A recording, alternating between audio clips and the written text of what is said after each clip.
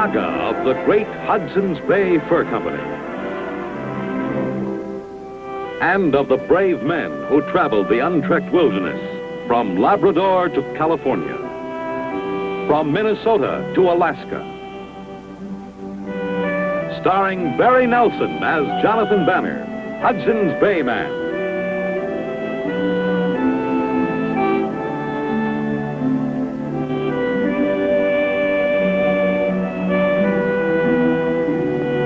With George Tobias as Pierre Falcon.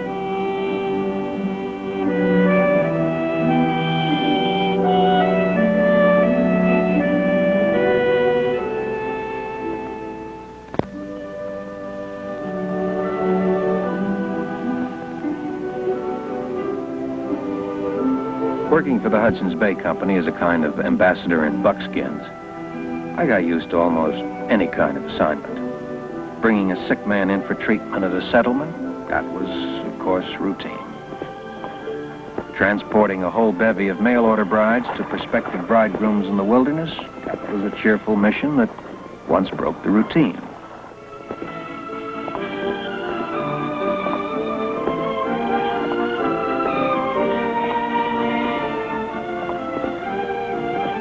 But during the early days of my service with the Hudson's Bay Company, a most peculiar, and I will say, a not very pleasant duty fell to my lot. Pierre Falcon and I were to be accompanied on our return from a long overland trip by a corpse.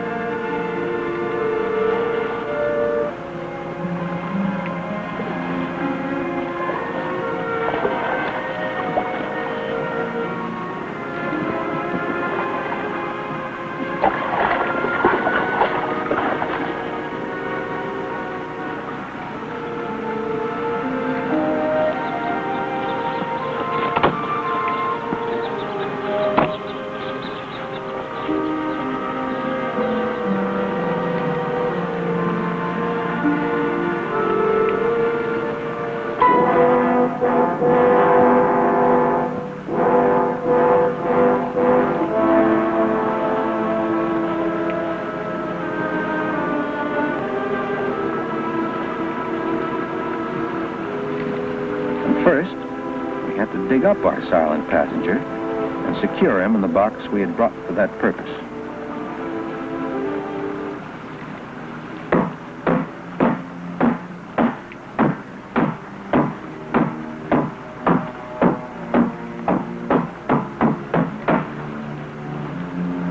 That ought to hold him till England, or doomsday.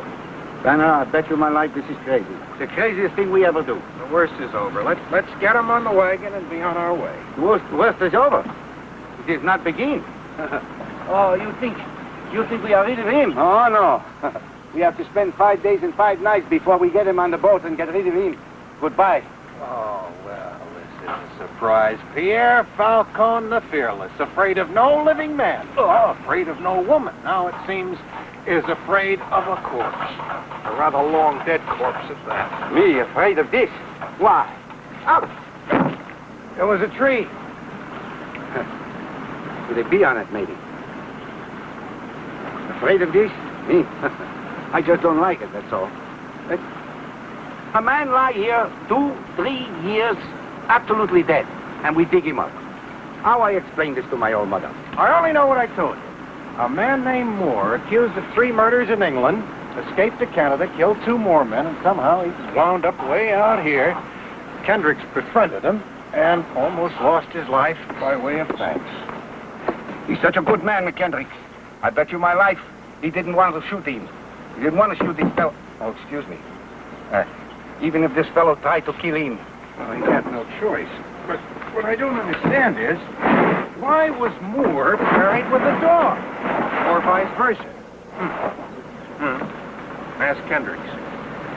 What I don't understand is why we dig this dig up this wicked fellow and ship him back to England. Well, it's one of those strange things, Pierre. Wicked he may have been, but when the family heard what happened, why, they wanted him shipped back so he could be buried where he was born. No good. Very bad. Well, good or bad, we got to be on our way. You get that gear loaded, will you? And I'll tell Kendricks we're ready.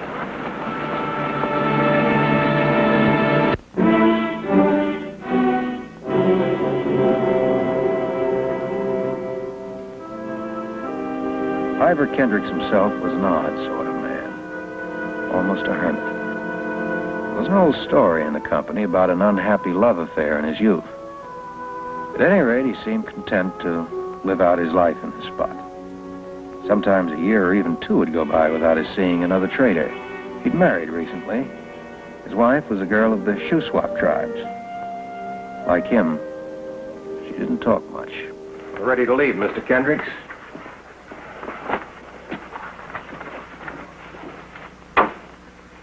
These are Moore's belongings. The clippings are in there. Newspaper stories he saved about the murders. Now I'm ready to leave, too. Well, I imagine you. You say you're ready to leave, Mr. Kendricks? You, don't have any objections to taking me along, Mr. Banner? No, of course. Only I didn't realize you ever left this place. You have quite a reputation for being a hermit. Yes, I suppose I do. But, good reason to take the opportunity to travel in good company. Well, Pierre and I'll be glad to have your company, too. I have a little business in Fort Cale, and I'd like to get a little present for my wife for the first time. Pierre.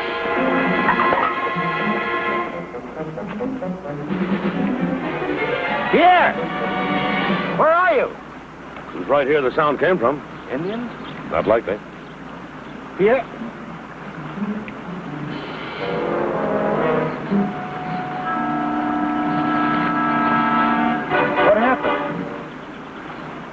Spoke to me.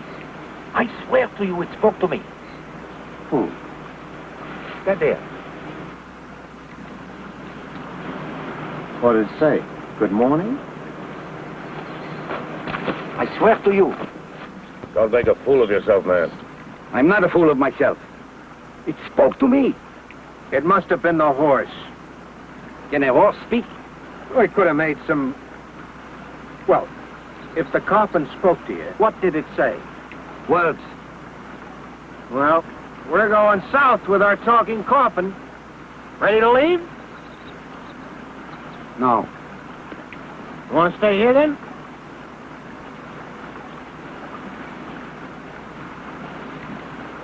Well, goodbye, girl. I'll be back in about a week.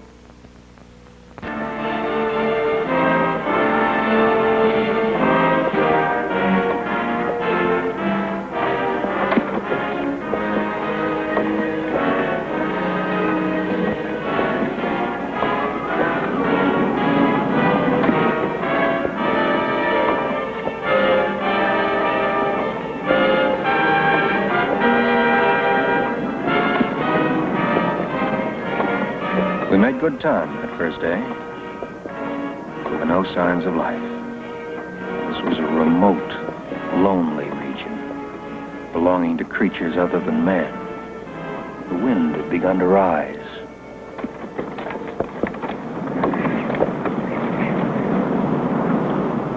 I think we better stop here, eh?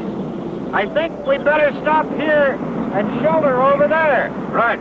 This wind gets any worse, we may be in for it. Storms get very bad in this country.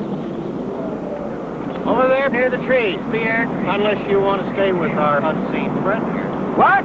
I said, unless you want to stay with... Louis. Hello! What are you doing? I heard someone coming. Hello! I didn't hear anything.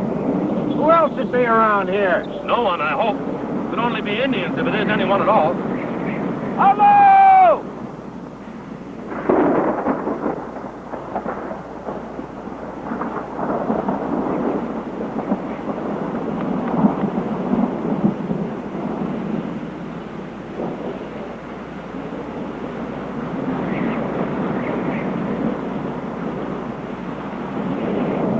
I heard someone coming. Maybe wolves. But I heard someone call. Oh, only the wind. The tree branches scraping against each other. Banner, I heard. Mr. Kendricks, didn't you hear it? I think you look worried. Worried?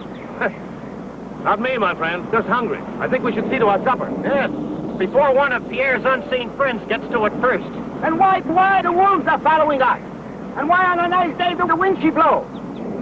I tell you, this journey is under a curse. It's under a curse.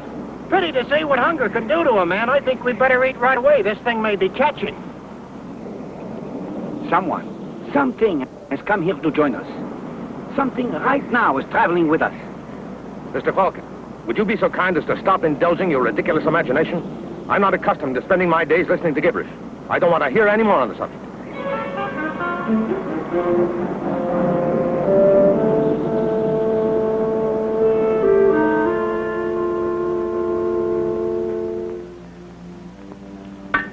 That was a good supper.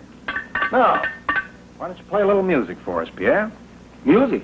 Put us in the mood for sleep. You think I can play the harmonica with him lying out there? It won't disturb him. Will it disturb me? I wish it was morning. I wish it was 5 mornings from tomorrow. And we are back in Fort Cale and goodbye to him. Poor fellow, he's as harmless now as the box he's in. Poor fellow.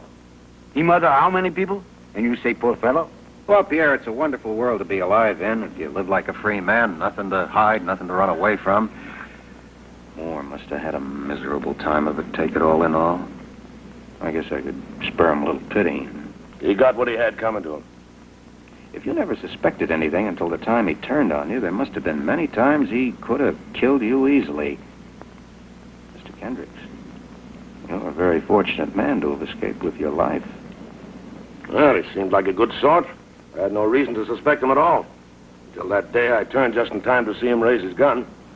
Luckily, I drew first. Good. You've got to learn to think quickly when you live alone out here. The dog wasn't as lucky. Dog?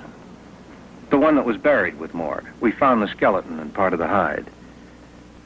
Must have been a powerful animal. Oh, he was that all right. How his dog come to die?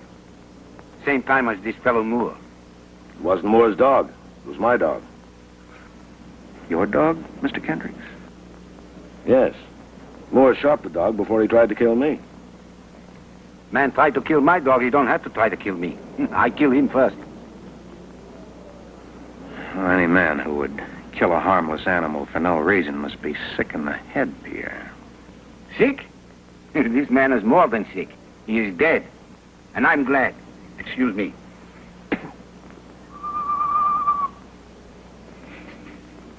You see? It doesn't pay to be rude. I meant no harm. No, it was just an owl.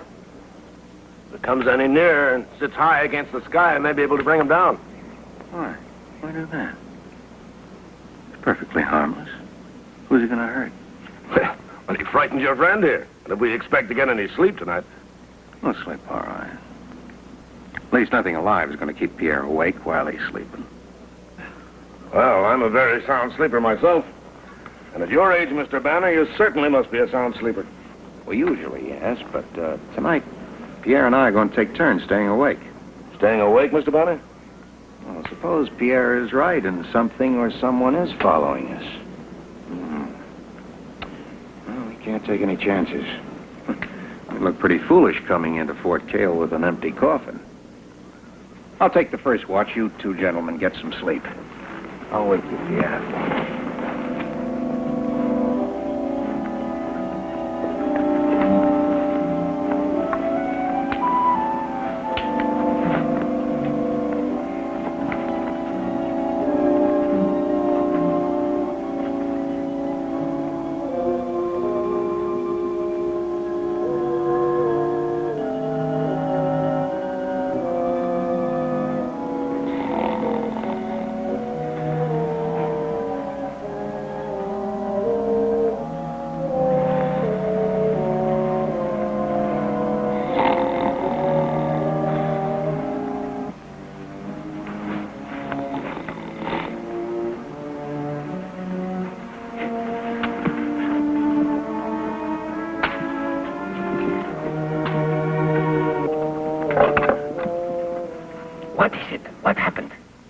I saw the dog.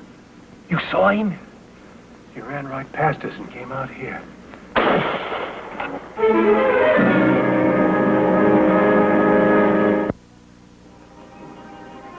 Kendricks, it's us! In the name of all the saints, what happened? What is it? You must have frightened them off, whatever it is. You shot low enough to frighten me. Now you are getting nervous, my friend. I shot way over your head naturally, man. What was it you were out here after? Banner saw him. It was your dog. What kind of nonsense is this? I haven't got a dog.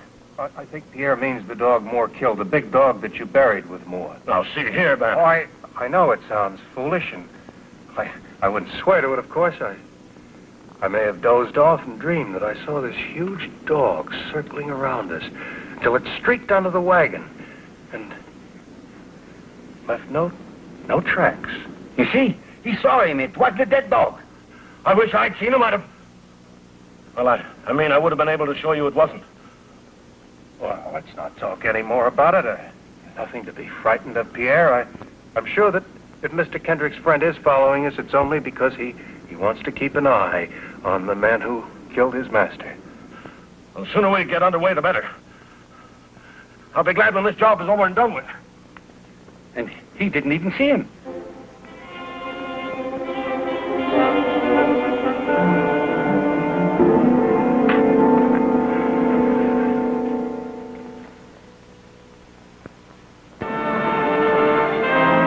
By sunrise, we'd eaten, packed, and moved out of our camping place. I was growing suspicious of Kendricks. The story of his dog.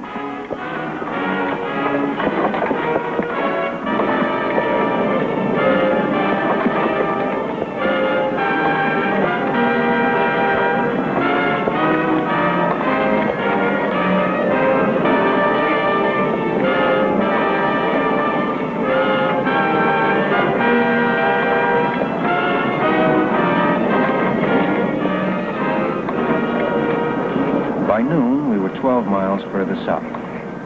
But then the wind grew intolerable, blowing against us this time.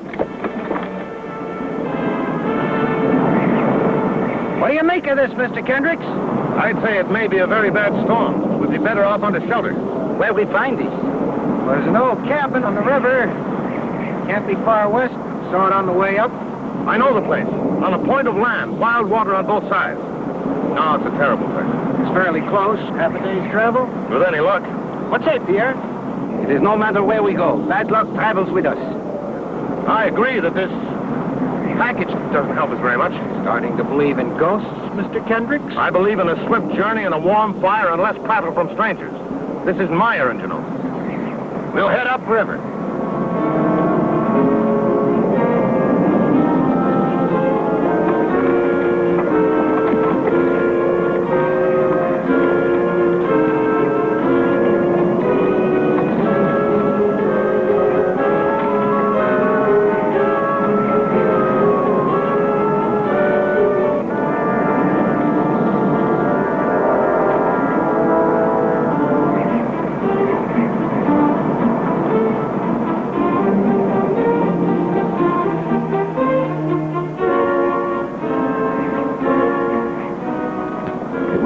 Dark when we reached the river.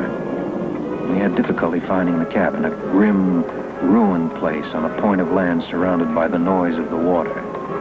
The wind had increased against us. I'd never known such a wind that brought not a drop of rain. A dry, howling torrent of wind. Not the most cheerful place in the world, but it's a place to stay until the weather settles. Oh, Pierre, play something for us. Huh? Who knows a story? Trouble is, you know, people tell me stories and they just drift right out of my... Mr. Kendricks, there must be a story connected with that ring you're wearing around your throat.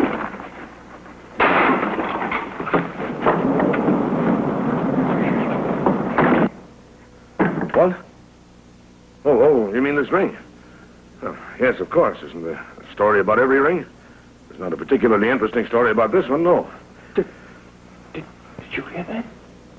Hear what?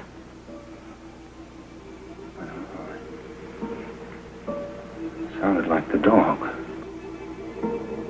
You know, when I saw your dog last, Mr. Kendricks... Now, look, I have no objection to stories, but if you think...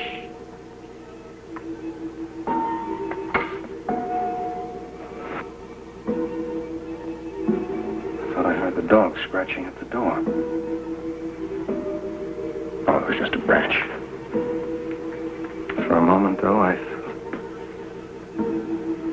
it's just that it's so vivid to me. I saw that dog so plainly. It was a beautiful animal. He walked around the campsite, and he looked at me, and he looked at Pierre, and then he walked very slowly toward you, Mr. Kendricks. And then a most peculiar thing happened. He stood still, and I heard him growl, and his hackles rose, and I could see the hair rise on his back, sharp like a saw. He bared his fangs, and I thought he was going to go right at your throat. He has come. He is here. Shut up, man. Don't be an idiot. Shut the door. Never mind, Pierre. I'll close the door. Pierre? Come here. What do you want me for? I want you to listen. See if you hear it, too. I don't hear. What do you hear now? The dog over there by the coffin. Yeah? No, I don't hear. Yes, you do. You hear it. Oh, yes, I do. Yes. You didn't miss that. No, I didn't miss that. Look. You can see the dog there now, lying by the coffin. Hey. Yes, I see him. I see. Let's close the door, Pierre, and leave him in peace. Unless Mr. Kendricks wants to come and see his dog. Yes, I'll take a look at that blasted dog, and I'll show you your dog was nothing but a wolf, at the most. Just a moment, Mr. Kendricks. I think you'd better be warned. This is no ordinary dog you're going to see. Of course it isn't. It's probably a coyote, not even a wolf. It's Trader Kendrick's dog. Bullet wound shows as clear as day. Doesn't it, Pierre? Yeah, clear as day. The bullet hole. Right between the eyes. Right between the eyes. Where you shot him when he tried to defend his master. Yes, I shot him. At last I shot him. The sneaking beast, watching me day and night, never letting me out of his sight. It's enough to drive any man crazy. But I've got my gun, and nobody can best me now. Where is he? Where's that devil beast? Where is that dog, that hound of the devil? Throw your dog back! Throw your dog back, Kendricks! I'll shoot him to the heart this time! Throw him back, you hear? He is mad! He called Kendricks, and he is Kendricks. No, he isn't Kendricks, he's more. He killed Kendricks. Well, Blue, he is the murderer. Sure he is. We're going to have to get him under control. Listen, Kendricks. I took your place, and I'm going to keep it. I'll give you one more chance, Kendricks. Just one.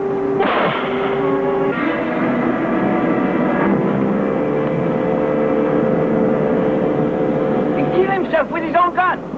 He is dead. He's dead. More is dead. Now at last. Banner. Tell me, Banner. Did you see the dog? Yes or no? I see the dog. No. I take off my hat. You are a clever man. Oh, I don't know. You gave me the idea with your superstitious imagination. No superstitious, no imagination. You yourself saw the dog. You know, in time, I probably would have come to believe it myself.